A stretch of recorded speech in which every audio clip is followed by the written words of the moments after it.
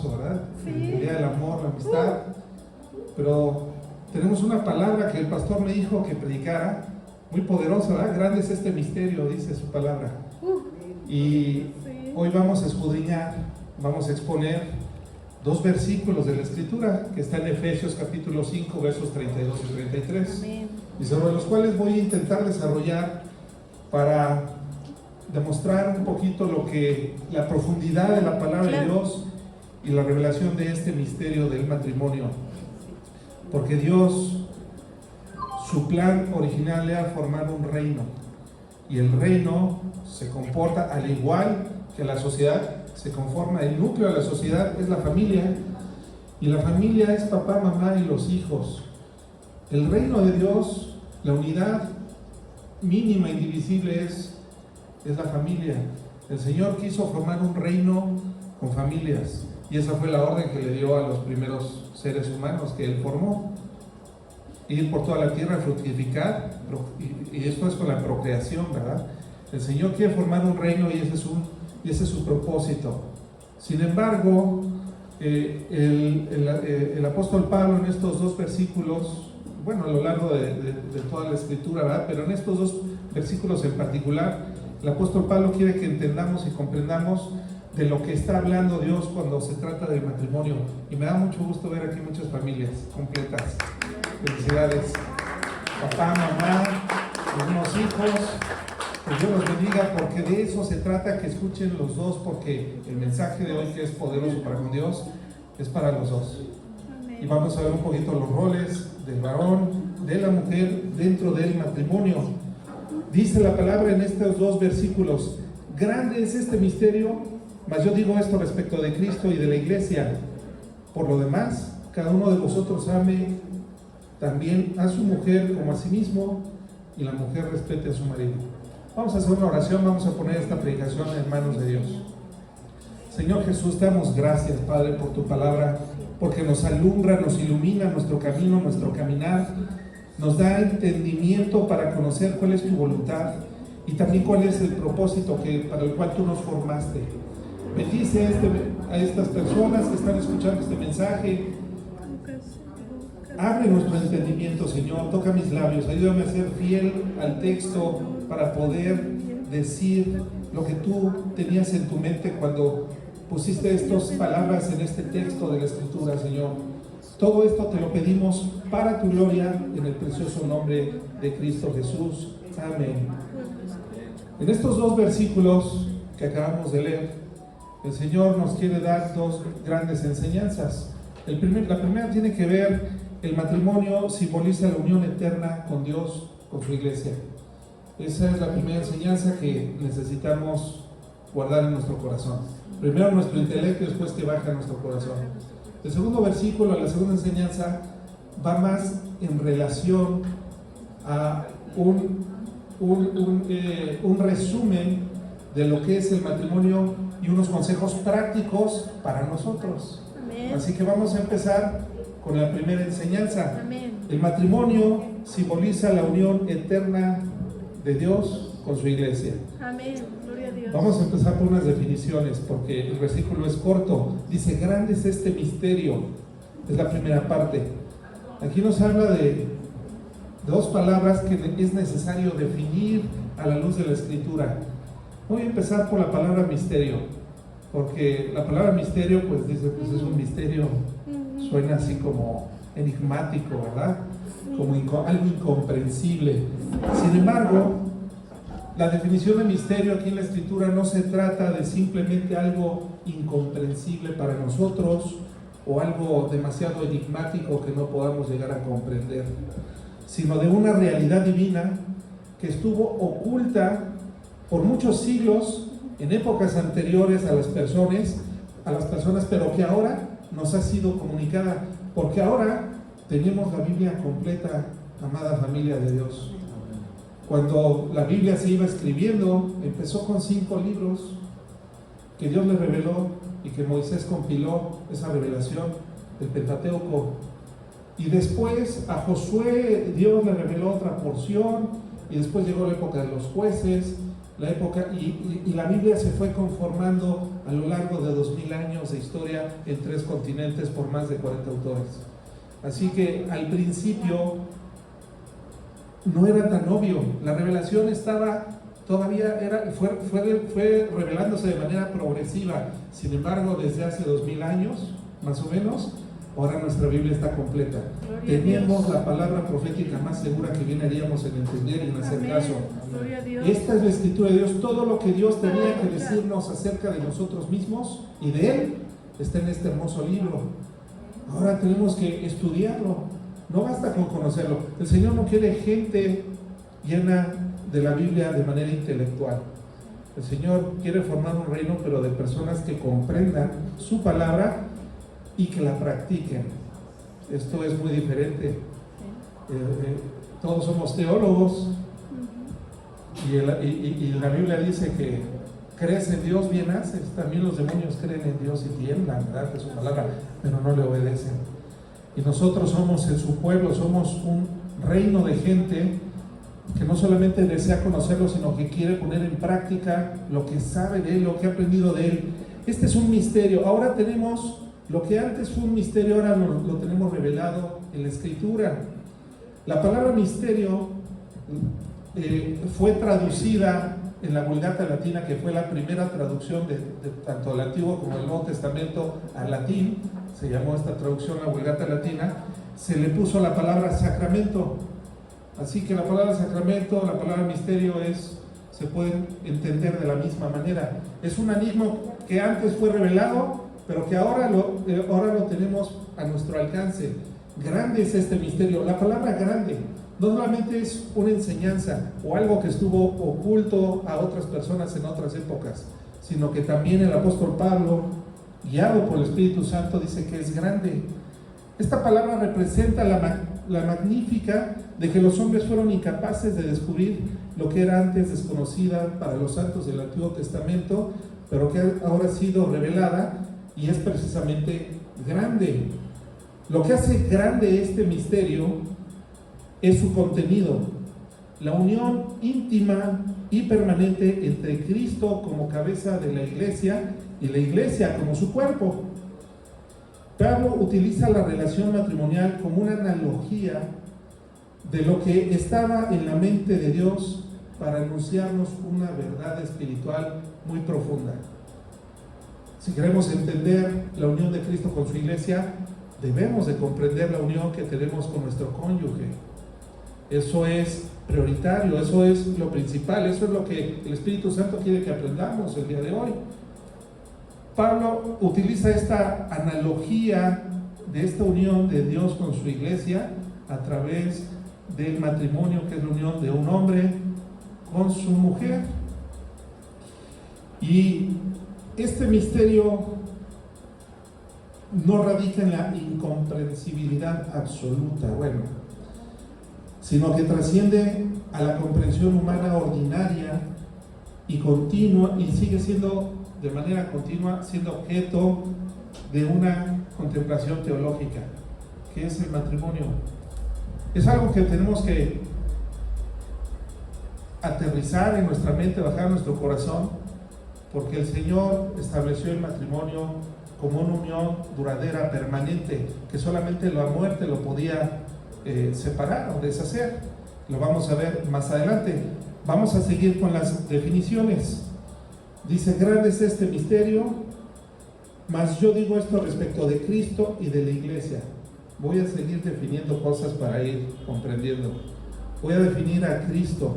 Si tuviéramos que definir a la persona de Cristo brevemente, ¿verdad?, porque toda la Biblia, los 66 libros de la Biblia hablan de Él, podríamos definirlo como un ser, una persona que posee dos naturalezas, una 100% divina, con todos los atributos exactamente igual al Padre, igual en honra, igual en poder, igual en potencia, igual en todos los atributos. Ese es nuestro Señor Jesucristo. Pero que llegado a un punto de la historia de la redención, de nuestra redención, el Padre lo envió a Él, la segunda persona de la Trinidad, para tomar un cuerpo humano, para encarnarse y hacerse semejante a nosotros, porque el Señor dice que tenía en la mente de Cristo cumplir la voluntad del Padre. Nosotros como hijos de Dios también queremos hacer lo mismo, ¿verdad? Cumplir la voluntad de Dios. Pero Cristo lo sabía. Él sabía cuál era la voluntad del Padre. Dice en Filipenses 2, versos del 6 al 11, dice, el cual, hablando de Jesucristo, el cual siendo en forma de Dios no estimó el ser igual a Dios como cosa que aferrarse, sino que se despojó a sí mismo, tomando forma de siervo, hecho semejante a los hombres, y estando en condición de hombre, se humilló a sí mismo, haciéndose obediente hasta la muerte y muerte de cruz. Por lo cual Dios también lo exaltó hasta lo sumo y le dio un nombre que es sobre todo nombre, para que en el nombre de Jesús se doble toda rodilla de los que están en los cielos y en la tierra y debajo de la tierra, y toda lengua confiese que Jesucristo es el Señor, para la gloria del Padre. Él es Jesucristo, Él es Cristo, es 100% humano, 100% divino. Dios, el Dios eterno, adoptó una naturaleza a lo que Él ya era, en una naturaleza humana, una naturaleza, pero una naturaleza humana sin pecado. El apóstol Pablo también utiliza la palabra iglesia. Vamos a definir qué es la iglesia. La iglesia es una comunidad de personas, así como ahorita estamos reunidos todos nosotros, pero a diferencia de las personas que están en cualquier otro lugar, las personas que se congregan y que forman esta comunidad de muchas iglesias, gracias a Dios, de todas las naciones, de todos los pueblos, de todas las lenguas, esta comunidad tiene algo especial, que han sido elegidas por Dios para ser ciudadanos del reino de Dios. Porque el plan de Dios sigue estando vigente. El Señor creó a Adán y Eva, a los primeros seres humanos, para formar un reino. Y el Señor no ha quitado eso de su mente. Estas personas han sido regeneradas por el poder del Espíritu Santo en sus vidas, que radica y que ha venido a morar dentro de estas personas. Esa es la marca del cristiano, la presencia del Espíritu Santo en su interior. Amén. Y Él estará ahí para siempre. Estas personas, una vez elegidas por Dios, unidas al reino de Dios, estarán ahí por la eternidad. La salvación, creemos firmemente que no se pierde, porque una vez que hemos sido regenerados por el poder del Espíritu Santo, permanece ahí. Pero eso no significa que seamos perfectos. La iglesia es muy imperfecta, amados hermanos, todos lo somos, y yo soy el más necesitado probablemente. Todos necesitamos constantemente ser regenerados y perfeccionados, y de eso es lo que el apóstol Pablo nos está tratando de hablar. Pero en esta definición dice que una vez salvos, el Señor comienza un proceso de santificación progresiva, permanente, continua, donde nos vamos a equivocar, nos equivocamos y nos equivocaremos, pero el Señor Jesucristo vino a predicar el arrepentimiento. Y en este proceso de arrepentimiento viene la perfección, la santificación de sus elegidos. El Señor, una vez que ha entrado en nosotros, comienza un proceso en su iglesia de santificación. El Señor nos va elevando a niveles de mayor santidad, de tal manera que si llevamos muchos años en Cristo, somos muy diferentes al primer día cuando empezamos a acudir a una iglesia. Y si no lo es así, bueno, ya hay casos, ¿no? Ya los vamos viendo. Pero el Espíritu Santo produce en nosotros eso. ¿Hasta cuándo? Hasta que seamos glorificados, como dice el autor de Hebreos capítulo 12, verso 23. A la congregación de los primogénitos que están inscritos en los cielos, a Dios el juez de todos, a los espíritus de los justos hechos perfectos. Llegará el día en que seremos una iglesia gloriosa, pura, perfecta, y así habitaremos por la eternidad con Dios. Los miembros de la iglesia profesan una fe verdadera. Primera de Juan, capítulo 1, versos del 5 al 7 nos dice así: si decimos que tenemos comunión con Él y andamos en tinieblas, mentimos y no practicamos la verdad. Pero si andamos en luz, como Él está en luz, tenemos comunión unos con otros, y la sangre de Jesucristo, su Hijo, nos limpia de todo pecado. Si somos parte de la iglesia de Jesucristo, entonces practicamos la higiene espiritual. Esa higiene espiritual es de arrepentimiento. Eso es como darnos una ducha espiritual. Nos arrepentimos de las cosas que estamos haciendo mal y Él nos perdona, porque en la sangre de Cristo hay poder para perdón de pecados. Eso estamos celebrando hoy, amados hermanos. Todavía tenemos acceso a la gracia de Dios, pero no va a ser esto para siempre. Llegará el día, lo comentaba con el pastor Luis, y ya lo vemos cada vez más cercano, donde Dios diga: se acabó, hasta aquí ha llegado mi gracia y ahora viene mi ira, porque se nos olvida que Dios también es un Dios justo, que se aira contra la maldad, que aborrece el pecado y quienes lo practican. Llegará el día, y no tarda, en que el Señor diga: hasta aquí, y los que están inscritos en el libro de la vida, los que ya sus nombres estén ahí, va a decir el Señor: vénganse conmigo, para iniciar una nueva época, el reino milenial que estamos esperando todos los que amamos su venida. Este grupo, la iglesia, este grupo escogido por Dios de personas, son las que forman su iglesia. Surge inicialmente una humanidad con Adán y Eva, los primeros seres humanos formados sin pecado. Cuando Dios hizo a Adán y Eva, los hizo sin pecado. Sin embargo, luego fueron tentados y pecaron contra Dios, siendo desobedientes, creyéndole más a otra criatura que al Creador. Y de ahí empieza toda la corrupción. El Señor, en su amor y en su misericordia, no lo dejó así. Dice la Escritura en Génesis, si nos vamos al inicio, Génesis 2:18 y del 21 al 24 nos dice: y dijo Jehová Dios: no es bueno que el hombre esté solo, le haré ayuda idónea para él. Entonces, dice el verso 21, Jehová Dios hizo caer sueño profundo sobre Adán, y mientras éste dormía, tomó una de sus costillas y cerró la carne en su lugar. Y de la costilla que Jehová Dios tomó del hombre, hizo una mujer. Qué hermoso, ¿verdad, mujeres? Y la trajo al hombre. Verso 23, dijo entonces Adán: esto es ahora hueso de mis huesos y carne de mi carne. Esta será llamada varona, porque del varón fue tomada. Por tanto, dejará el hombre a su padre y a su madre, y se unirá a su mujer, y los dos serán una sola carne. El Señor Dios Todopoderoso vio que no era bueno que el hombre, que fue el primogénito de la creación humana, anduviera solo. Le hizo una ayuda idónea para él, las mujeres. Y de ahí vamos a hablar un poquito más. Pero Dios forma el primer matrimonio y los casa. Imagínense que Dios mismo oficie de tu boda y hagas tus votos. En lugar de un pastor, que sea el Dios. Bueno, ese fue el privilegio que tuvieron Adán y Eva.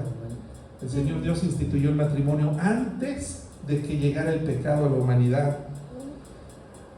Ahora voy a definir un último elemento para ir desarrollando el texto. ¿Qué es el matrimonio entonces?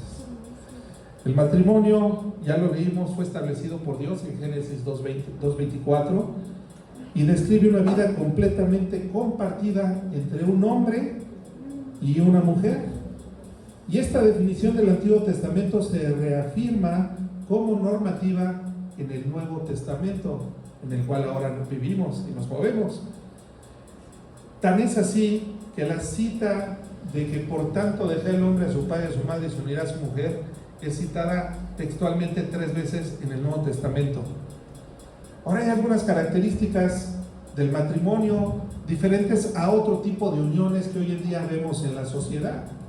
En primer lugar, los elementos del matrimonio es que esta unión es completamente heterosexual. Es decir, es la unión de un varón con una mujer fisiológicamente hablando, genéticamente hablando, porque ahora ya vemos que ya hay quien le da a sus sentimientos un valor por encima de lo que la naturaleza dice. Otro elemento, el segundo elemento, es que es monógamo. Dice, por tanto el varón se unirá a su mujer, no dice a sus mujeres, y tampoco dice varones o hombres, ¿verdad?, en pluralidad. No es así.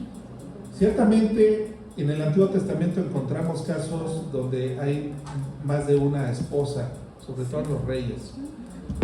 Pero yo les comenté al principio que este misterio era algo que no había sido revelado completamente y que la revelación estaba progresando en su revelación, se estaban añadiendo nuevas revelaciones en la Escritura, por eso era un misterio, pero ahora lo sabemos.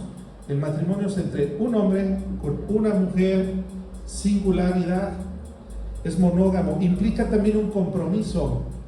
Al casarse, el varón se une a su esposa y se adhiere a ella como se adhiere con pegamento dos materiales, por ejemplo, dos ladrillos. No puedes unir dos ladrillos si no viene con la cantidad correcta de cemento.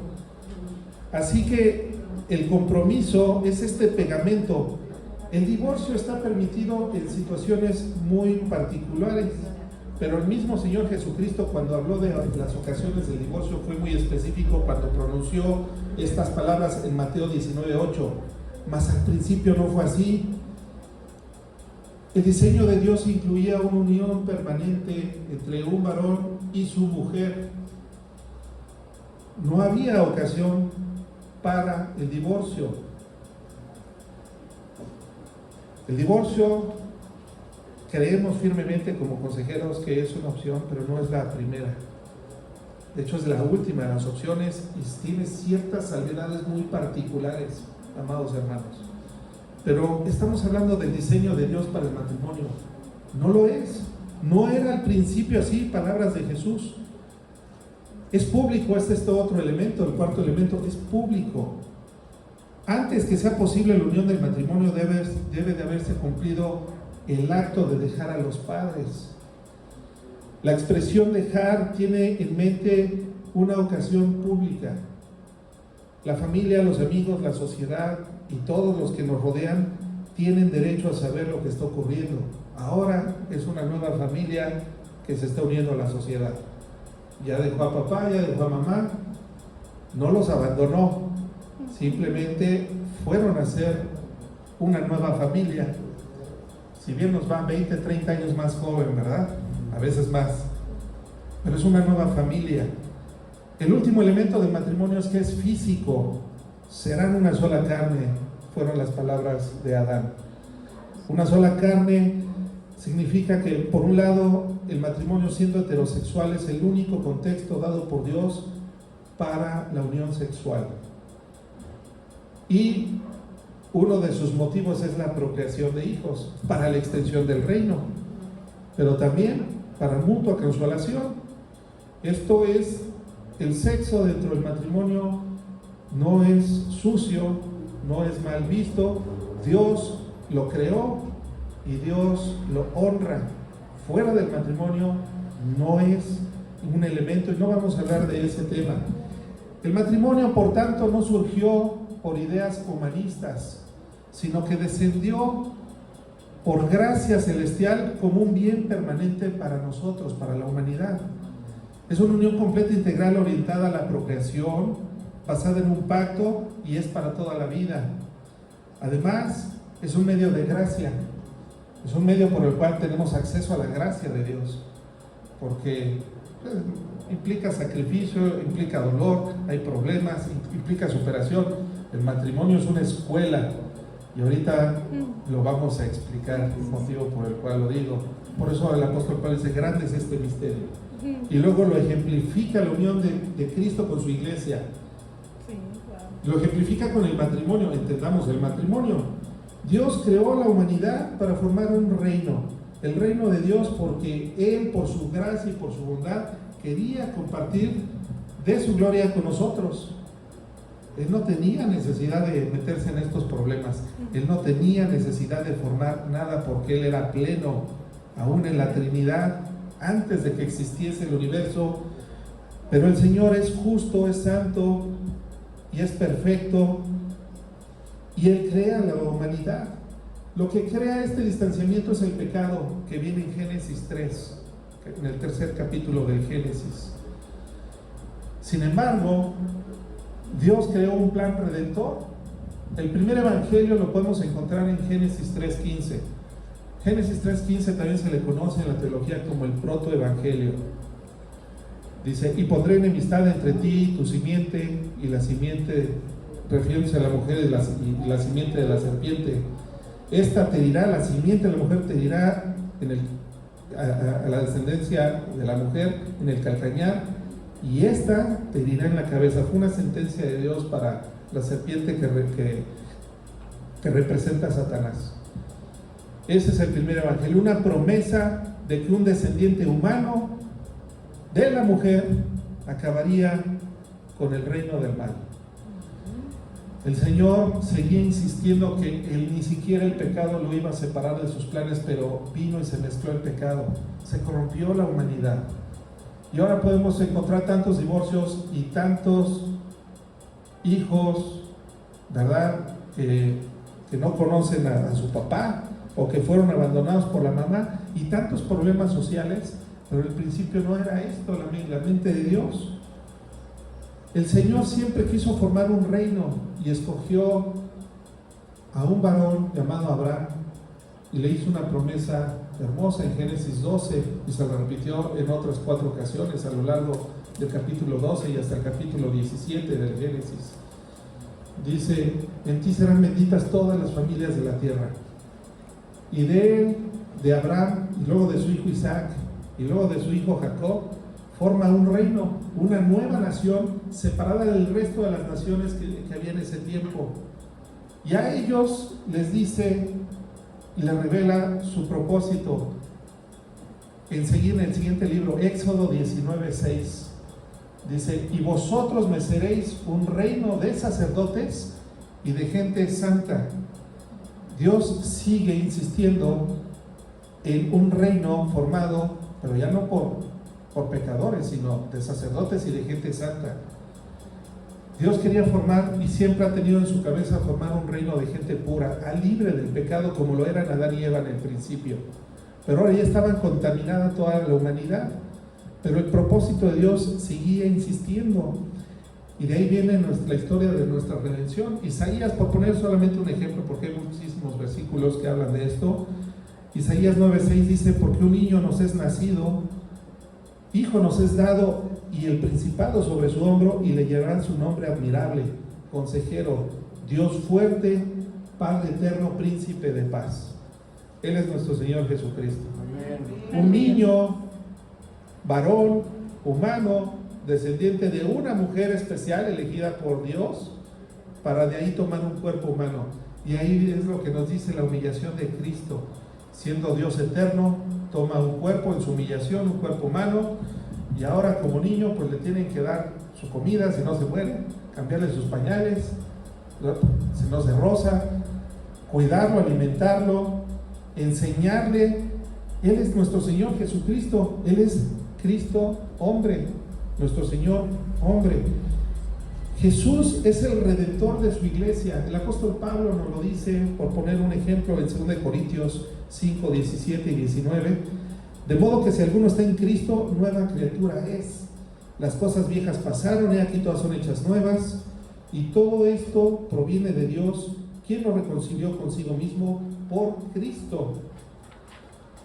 Y nos dio el misterio de la reconciliación, que Dios estaba en Cristo reconciliando consigo al mundo, no tomándoles en cuenta a los hombres sus pecados, y nos encargó a nosotros la palabra de la reconciliación. Ese es el mensaje del Evangelio. En Cristo hay perdón de pecados.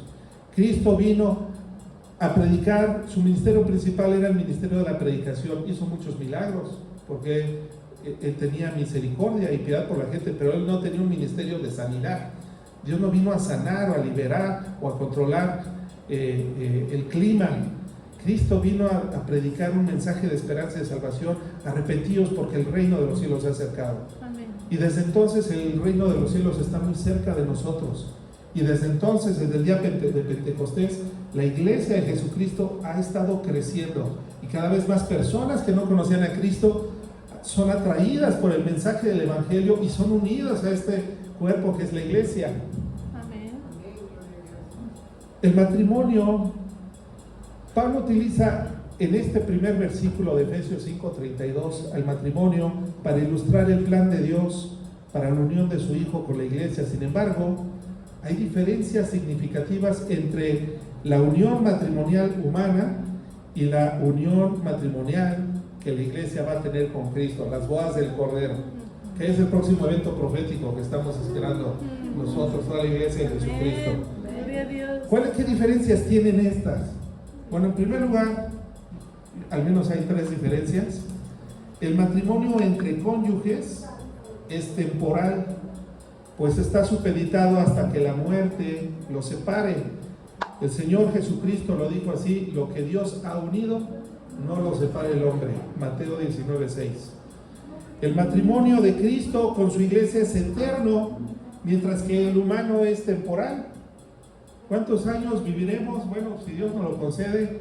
Yo he visto casos así de longevos, matrimonios longevos de 55, 54, pero son los que no sé si decirles fue mejor o peor.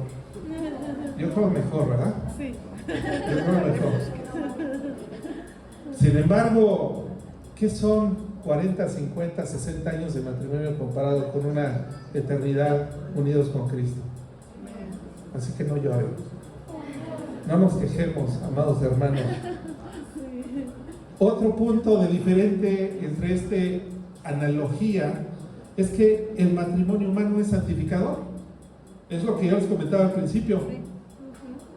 La unión matrimonial nos ayuda a madurar, nos ayuda a crecer en paciencia o longanimidad, que es la paciencia aplicada a personas difíciles, ¿verdad? Nos ayuda a crecer en misericordia. Sobre todo mi esposa ha crecido más, ha tenido más misericordia de mí, porque yo soy peor.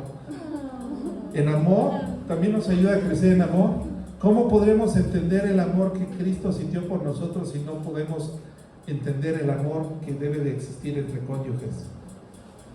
El matrimonio nos ayuda a vencer el orgullo, que fue el pecado de Satanás, el pecado que se encargó en Satanás y que es la raíz de muchos, si no es que de todos los pecados, porque somos bien orgullosos y debemos de combatir el orgullo, y el orgullo se combate. El mejor terreno para combatir el orgullo es el matrimonio, donde tienes que ceder. También el matrimonio, en su fase de santificador, te ayuda a no ser egoísta. Hoy hace calor, pero yo tengo calor, ella tiene frío. Normalmente las mujeres son de termostato más bajo, y el marido quiere tener el ventilador prendido, la mujer tiene frío, pero por amor y por no ser egoísta termina cediendo y termina sudando con una botella de agua al lado, ¿verdad? Pero lo haces por amor, porque el matrimonio te enseña a no ser egoísta, te enseña a perdonar, porque estamos casados con otro pecador o una pecadora igual que nosotros, Sí. o menos o peor, ahí sí cambia, ¿verdad? Pero es otro pecador igual que nosotros. Sin embargo, el matrimonio de Jesucristo, las bodas del Cordero, nuestro Señor Jesucristo se va a casar con una iglesia gloriosa, pura y sin mancha, perfecta. ¿Nosotros? Sí, nosotros. Qué hermoso. Sí, nosotros, amados hermanos, aunque no lo creas. Sí, no Es un misterio. Sí. Pero lo que sí sabemos es que si amamos a Dios, Dios hará. el Espíritu Santo trabaja dentro de nosotros. Es el que nos acusa, es el que nos señala las faltas, es el que nos hace sentir mal cuando somos groseros, Sí. cuando somos crueles, cuando queremos controlar al otro con dinero, o simplemente somos chantajistas. Es el Espíritu Santo el que produce en nosotros el arrepentimiento. El Espíritu Santo produce en nosotros el querer así como el hacer por su buena voluntad. Amén. Dice Efesios 5:27, todo esto es a fin de presentársela a sí mismo como una iglesia gloriosa que no tuviese mancha, ni arruga, ni cosa semejante, sino que fuera santa y sin mancha. El Señor Jesucristo va a hacer algo radical para llevarnos a la perfección. ¿Sabes qué va a hacer? Nos va a cambiar este cuerpo de carne que se queja, que le duele, que ya envejeció o está en proceso de envejecimiento, con tantos defectos, que codicia tantas cosas por un cuerpo celestial. El Señor nos va a quitar la necesidad de ganar dinero. Va a arrancar de nosotros la envidia, lo que quede de envidia. El pecado que tengamos, el Señor lo va a quitar. El Señor juzgó al pecado en la carne de Jesucristo, en su cuerpo. Cristo murió, pero ¿quién murió de Cristo? Su cuerpo, no su espíritu, no su alma. Nuestros pecados fueron juzgados en su carne y es necesario que este cuerpo también sea juzgado y muera, pero tenemos una bendita esperanza de la resurrección, de que Dios nos va a dar un cuerpo nuevo, un cuerpo celestial, libre de todas estas ataduras. Dice Lucas, bueno, vamos a seguir, otra diferencia, el matrimonio humano tiene la capacidad de procrear, de tener hijos. Sin embargo, cuando Cristo se case con su iglesia, esa iglesia será completa y ni uno más ni uno menos se perderá. Los que estén en ese momento y pertenezcan a la iglesia de Jesucristo, se acabó. Ya no habrá más parentesco, ya los cónyuges ya no seremos más esposos, seremos coherederos juntamente con Cristo de sus promesas, hijos de Dios Altísimo, coherederos también de Jesucristo, hermanos, porque tenemos un Padre en común, el Padre, ¿verdad? Y nuestro gran Dios. Dice nuestro Señor Jesucristo en Lucas 20, de 34 al 36. Entonces respondiendo Jesús les dijo: los hijos de este siglo se casan y se dan en casamiento, mas los que fueren tenidos por dignos de alcanzar aquel siglo y la resurrección de entre los muertos, ni se casan ni se dan en casamiento, porque no pueden ya más morir, pues son iguales a los ángeles y son hijos de Dios al ser hijos de la resurrección. Nuestro Señor Jesucristo resucitó y nosotros tenemos la certeza de que resucitaremos. Amén.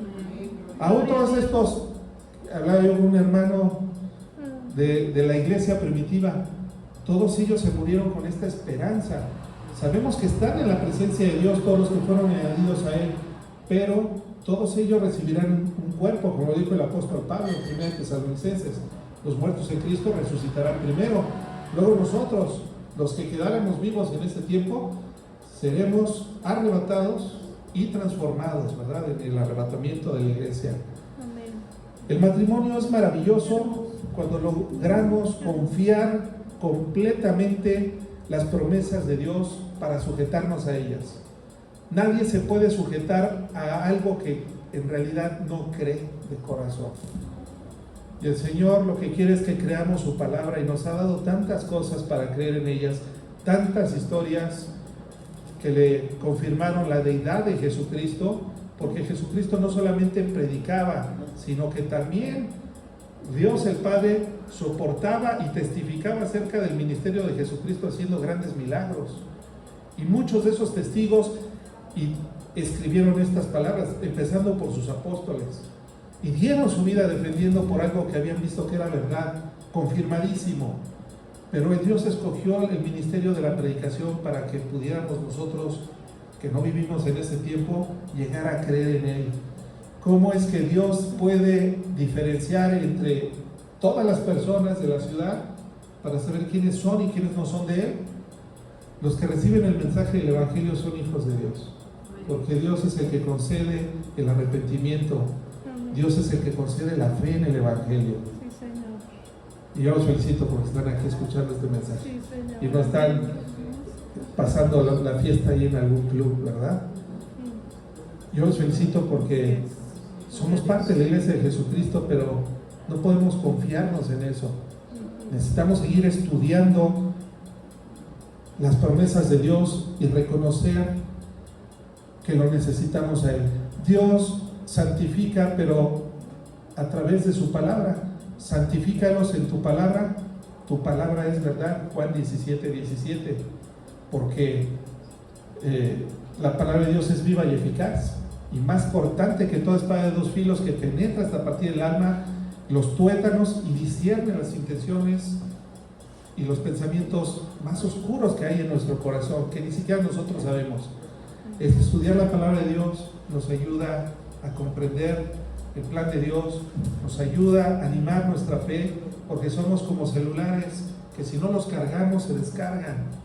Necesitamos estar conectados al libro de la fuente de la vida, como le dijo Jesús a la mujer samaritana: si tú supieses quién te pide beber, tú me pedirías a mí agua y yo te daría agua viva y nunca más tendrías sed. Ahorita necesitamos estar batallando. Mientras estemos en este cuerpo, estamos batallando contra las tentaciones de la infidelidad, del dinero, del abandono, de yo no sé para qué tuve hijos, mejor me voy por unos cigarros y ya no regreso, ¿no? Amados hermanos, suena chistoso, pero ¿cuántas personas y cuántos casos conocemos que fueron iguales? No, amados hermanos, Dios quiere que seamos un esposo ejemplar, una esposa ejemplar. Y para eso nos dio el siguiente versículo. Algunos consejos prácticos. Vamos a leer el verso 33 de Efesios 5.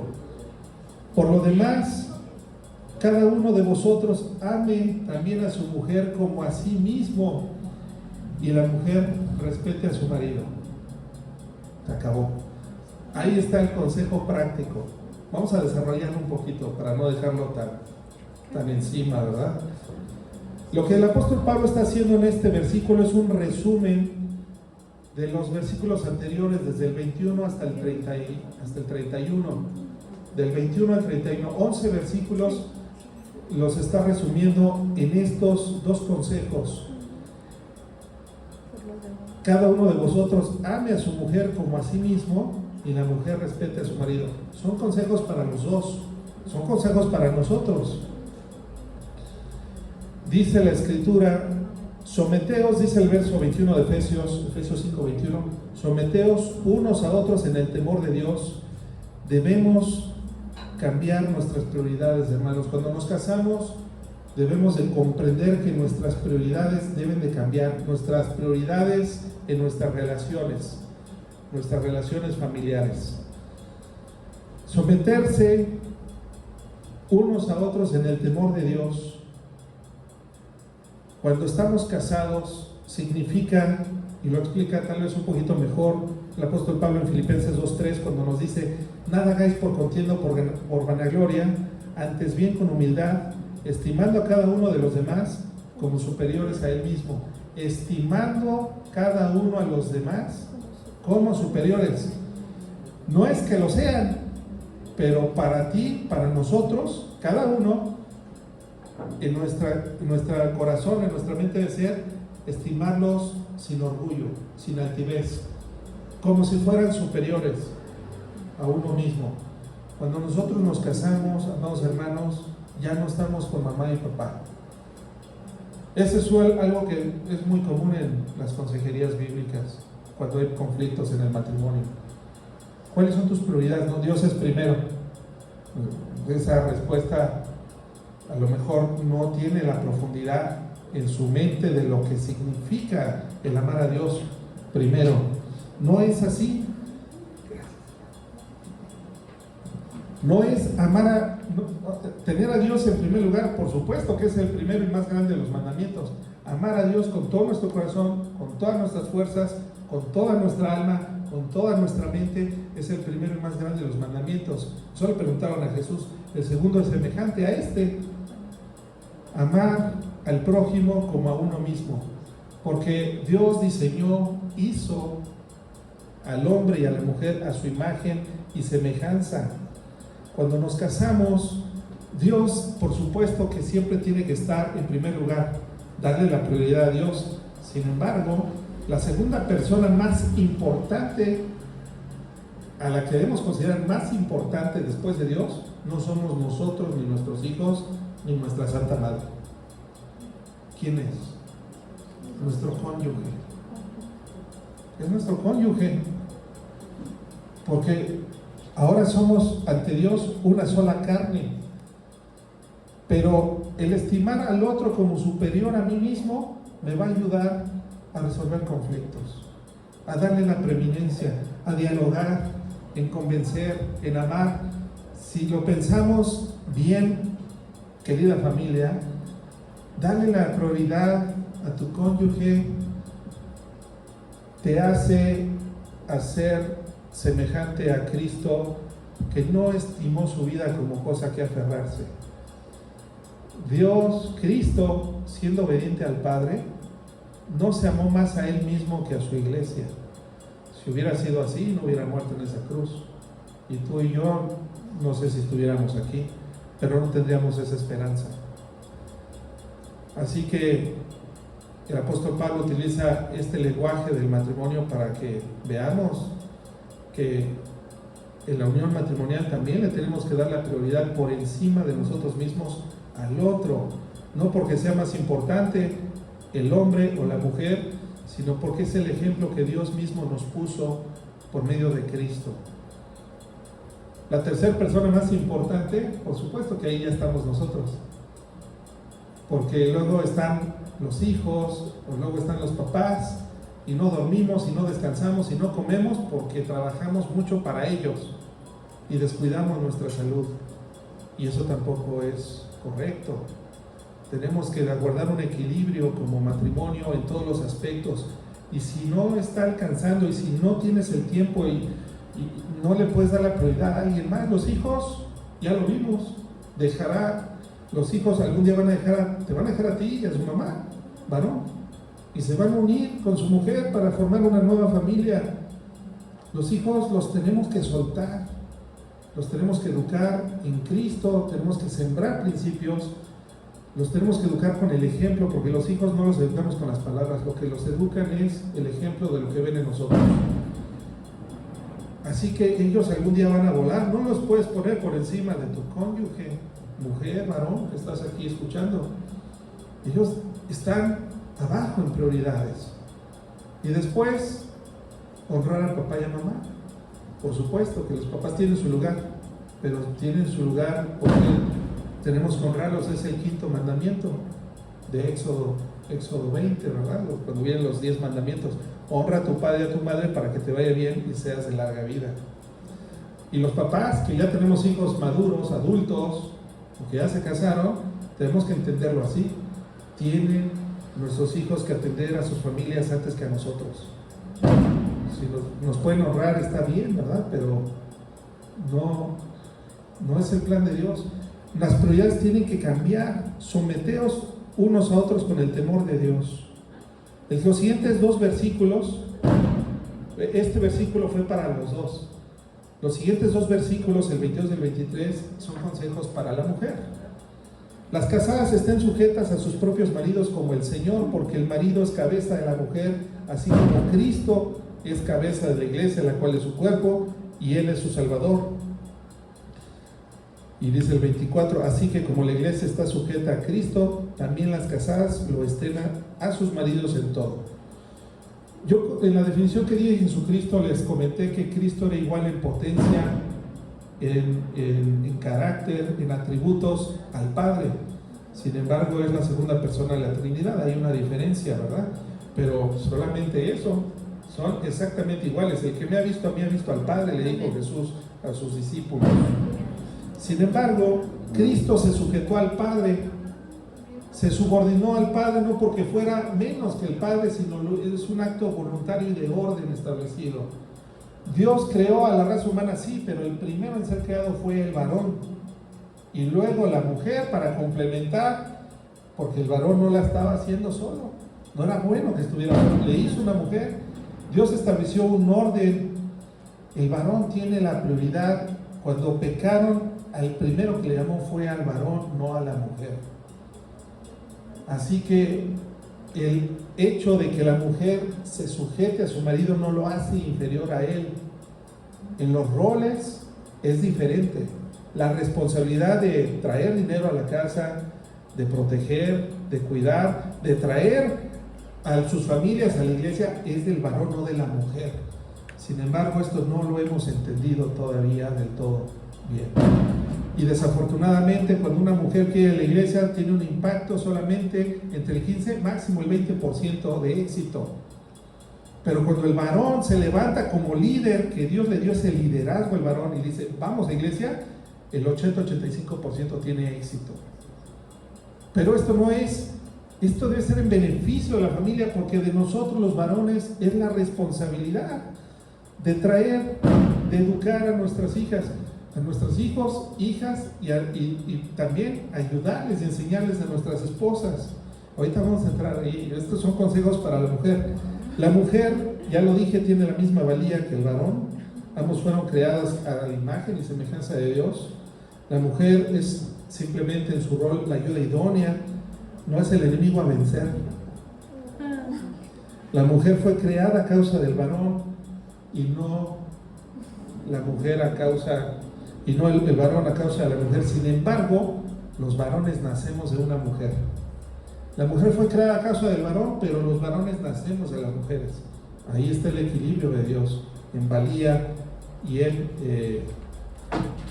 en poder. El problema fundamental de la humanidad es que no entendemos y no comprendemos estos planes de Dios. Ahí vienen los consejos para el marido, versos 25. Maridos, amad a vuestras mujeres así como Cristo amó a la iglesia y se entregó a sí mismo por ella. El amor de Jesucristo fue sacrificial. Dar la vida implica no solamente dar la vida físicamente, sino darlo todo. Dar amor, dar de tu tiempo, varón, a tu familia, a tu esposa. Darle tiempo a la esposa. A mí me enseñaron, porque sí, tenemos que desaprender muchas cosas de nuestros papás, de nuestras familias.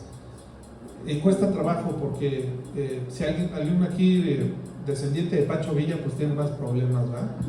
Porque vivimos una sociedad misógina, machista, una sociedad donde el hombre se ha puesto de una manera agresiva y arbitraria por encima de la mujer, se ha impuesto, nada más porque medimos más estatura y pesamos más kilos y tenemos mucha más fuerza física, nos sentimos que tenemos que dominar a las mujeres, y no es así. Quitemos de nuestra mente las enseñanzas de Pancho Villa y de todo, de Zapata y de todos estos revolucionarios. Aprendamos de Cristo, que es manso y humilde. Amados varones, no los quiero incomodar. Es la palabra de Dios que incomoda cuando nos hace revelaciones que no habíamos considerado. Pero dar la vida es darte tu tiempo. Traer dinero es importante, pero no es más importante que tener tiempo de calidad con la esposa, con tus hijos, varón. Dar tiempo, dar paciencia, comprensión, escucharlos, enseñarlos, proveer de ternura, de compasión, de bienes materiales, por supuesto, que también es nuestra responsabilidad, pero dar la vida es darlo todo, no solamente dinero, y no se trata de que nos tiremos para un asalto, dame a mí. No, bueno, yo sé que todos los varones haríamos eso por instinto, pero no es eso de lo que está hablando la palabra de Dios, porque dice aquí Jesucristo se entregó a sí mismo por ella, dice el verso 26, para santificarla, habiéndola purificado por el lavamiento del agua por la palabra. Marido que estás aquí, te casaste con una mujer imperfecta, o no la conocías antes de que te casaras con ella. Todos los conocimos, ¿verdad? Es más, hasta le trabajamos para que nos dieran el sí. Y ya que la tenemos, se nos olvida, es que eres imperfecta. Pues sí, pero Cristo no agarró una iglesia gloriosa, ¿verdad? Nos agarró tremendos también. Pero ¿qué hizo Jesucristo? La santificó, lo acabamos de leer. Varón, estás con una pecadora igualita que tú, de imperfecta. Pero ¿qué tienes que hacer como líder de tu casa? trabajar en ella, enseñarla, educarla en la teología y darle ejemplo, porque el liderazgo lo llevamos, nos guste o no, nosotros los varones. Cristo está santificando su iglesia. Trabaja con tu mujer, varón, para que crezca ella también en todo. ¿Sabes mucha Biblia y le estás enseñando a ella? ¿Tienen el mismo nivel teológico? Tú tuviste la oportunidad de terminar una carrera y tu esposa, a lo mejor ella no, y le estás enseñando a trabajar, le estás enseñando a hacer cosas. Amados hermanos, Cristo nos puso ejemplo para que nosotros pudiéramos ayudarle a nuestras esposas a crecer en todo. Pero lo más importante, varón, es que tu esposa y tus hijos conozcan este hermoso libro. Es lo único que nos puede dar esperanza, porque fuera de Cristo no hay esperanza, hermanos. Los que mueren sin Cristo mueren sin esperanza y serán juzgados por las cosas que hicieron. ¿Y quién puede pararse delante de un juez que es justo, santo, todopoderoso y salir bien librado? Nadie. Necesitamos a Cristo. Nuestros hijos necesitan que les prediquemos de Cristo, que le modelemos el carácter de Cristo. Y ya cuando te están así grandotes y te ofenden, enséñales cómo responder, no con violencia, sino con una reacción santa. Dice la Escritura, a fin de presentársela a sí mismo una iglesia gloriosa, que no tuviese mancha ni arruga ni cosa semejante, sino que fuese santa y sin mancha. Así también los maridos deben amar a sus mujeres como a sus mismos cuerpos. El que ama a su mujer, a sí mismo se ama, porque nadie aborreció jamás su propia carne, sino que la sustenta y la cuida, como también Cristo a la iglesia, porque somos miembros de su cuerpo, de su carne y de sus huesos.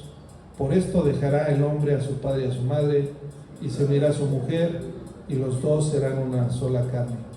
Amados hermanos, el matrimonio no es simplemente una institución social ni un contrato legal, es mucho más que eso, lo acabamos de estudiar. Es la imagen misma del Evangelio de Jesucristo puesto en práctica en nuestras casas. En toda la Biblia Dios nos muestra que la unión entre un hombre y una mujer apunta a una realidad infinitamente mayor, que es la unión de Cristo con su iglesia.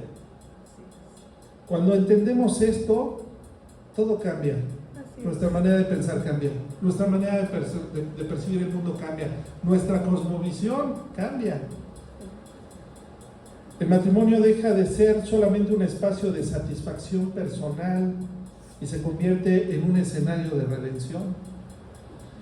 Cada acto de amor sacrificial del esposo, cada gesto de respeto sincero de la esposa, cada decisión de perdonar, de someter el orgullo y de obedecer la palabra de Dios, está proclamándole al mundo: Cristo ama, Cristo salva, Cristo permanece fiel. Es el testimonio que estamos dando, amados hermanos. Bendito sea Dios. El problema fundamental de la humanidad no es matrimonial. Hay muchos que se divorcian y creen que ya van a encontrar el amor de su vida otra vez, y se dan cuenta peor. No hay una mujer o un varón perfecto. El problema no es el matrimonio, el problema es espiritual, y está en nosotros, en cada uno de nosotros, no en el otro, en nosotros mismos. El pecado nos separó originalmente del Creador. Fuimos creados para tener una comunión y vivir con Él eternamente, pero nuestra rebelión nos distanció. Sin embargo, el gran esposo que está en el cielo no abandonó a su pueblo, sino que vino a buscarlo. Él es Cristo. Cristo se humilló, tomó forma de siervo y en la cruz pagó el precio por su esposa. Allí derramó su sangre para purificarla, santificarla, y por medio del poder del Espíritu Santo viene a mostrar a los creyentes para garantizarles una unión eterna con Él. Hoy la invitación del Evangelio, amada familia, es clara. Cristo está formando a su iglesia porque tiene un plan: presentársela a sí mismo, una iglesia gloriosa, pura y sin mancha. Él aún Aún seguimos celebrando el Día del Amor y la Amistad porque sigue llamando a los pecadores al arrepentimiento y a la fe. No basta con admirar el modelo del matrimonio cristiano, es necesario vivirlo con una fe genuina.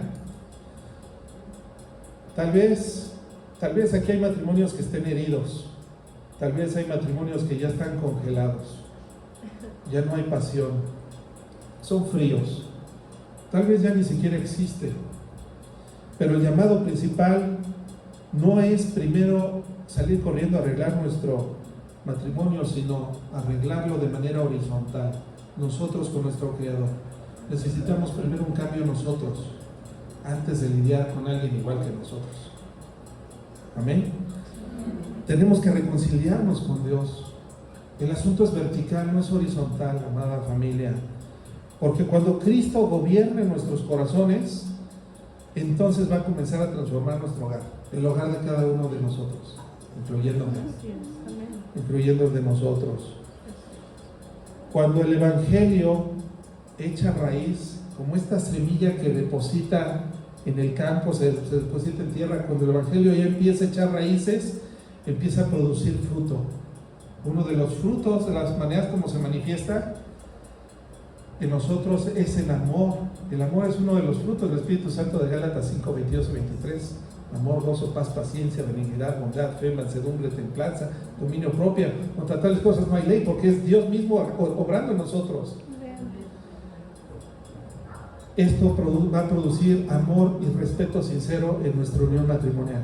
¿Cuántos desean tener un matrimonio que glorifique a Dios? Amén. ¿Cuántos desean que tu matrimonio sea luz para tus vecinos? Amén. Que tus hijos quieran, tus hijas digan, yo quiero un esposo como mi papá. O que tu varón, si tienes hijos varones, digan, yo quiero una esposa que sea como mi mamá. Porque pones el ejemplo de Cristo en tu casa. El matrimonio humano es temporal, amada familia. El matrimonio de Cristo es eterno. Vale la pena pagar el precio. Esta vida es muy corta. Sí hay sufrimiento, pero tenemos una esperanza infinitamente mayor que vale la pena pagar ese precio. Hoy puedes seguir, varón que estás aquí, viviendo distante al esposo glorioso, o puedes rendirte a él. La elección está en ti. La decisión implica confesar nuestros pecados, no a cualquiera. Confiésalo a Dios en lo secreto. Confiesa tu pecado. Señor, no le he hecho bien todo este tiempo. Me he equivocado, he lastimado mucho, he provocado amargura y dolor y resentimiento en el corazón de la que era de aquella mujer que era supuestamente mi ayuda idónea. O tu mujer tal vez has hecho lo mismo para con tu varón. Pero si confesamos nuestros pecados, Él es fiel y justo para perdonarnos y limpiarnos de nuestra maldad. Grande es este misterio, dice el apóstol Pablo, que no solamente una doctrina que entendamos, sino una realidad que experimentamos. Ven a Cristo, vengamos todos a Cristo, creamos en Él, entregámonos a Él plenamente. De nada sirve creer a medias. Si le creemos a Él, creámosle completamente. Eres cristiano, eres diferente, créelo. Eres diferente a la gente de tu trabajo, a tus vecinos. Eres diferente porque eres elegido. El problema es que no le creemos. Yo te invito a que le creas a Cristo. Ya sea que estés casado, viudo, soltero, divorciado, el creerle a Cristo va a reflejar la gloria del gran esposo con el que así vamos a tener una boda, que nos amó hasta la muerte y reina para siempre. Hagamos una oración para terminar con este sermón. Señor Jesús, te damos gracias, Padre, por tu palabra, porque a través de estos dos versículos tú nos abres el entendimiento, abres nuestro corazón, Padre Santo, concedes el arrepentimiento. Sabemos que todos nosotros los que estamos aquí lo hemos hecho muy mal. Tenemos tantas cosas de que arrepentirnos, Señor. Confesamos nuestros pecados. Te pedimos perdón en primer lugar a ti, y te pedimos que nos limpies, que nos laves con la sangre preciosa de Cristo derramada en la cruz. Tú no viniste a juzgarnos, Señor, viniste a darnos una esperanza de vida eterna si nos arrepentimos, si tenemos fe en tu palabra, Señor. Y abraza, si está aquí tu cónyuge, abrázalo, abrázala y dile: perdóname porque no lo he hecho bien. Perdóname porque yo sé que lo pude haber hecho mejor. Sé también que no conocía con profundidad las promesas de Dios y el simbolismo que es el patrimonio. Yo te pido, amor mío, que me perdones y que me des una nueva oportunidad de cambiar, de que oremos juntos, de que leamos juntos la Biblia, de que asistamos juntos a los servicios dominicales para adorar a nuestro Dios. Yo sé que lo podemos hacer porque fuimos hechos el uno para el otro y ese diseño lo hizo Dios. Gracias, Padre, porque tú te glorificas en las familias, en los matrimonios. Sabemos, Padre Santo, que tú estás obrando en sus vidas y que no dejará de dar fruto todo aquel que con sinceridad de corazón haya llegado a este arrepentimiento genuino. Gracias, Señor, porque estás trabajando en tu iglesia, en todos nosotros, para algún día estar en tu presencia y nunca más volver a ver ni pecado, ni maldad, ni tristeza, ni ninguna otra cosa, sino que estaremos en tu presencia, en tu gloria, felices y para siempre, Señor. En tu precioso nombre oramos, Jesús, y te damos gracias. Amén. Suscríbete al canal, sigue creciendo en la fe por medio del conocimiento de la verdad y para la gloria de Dios.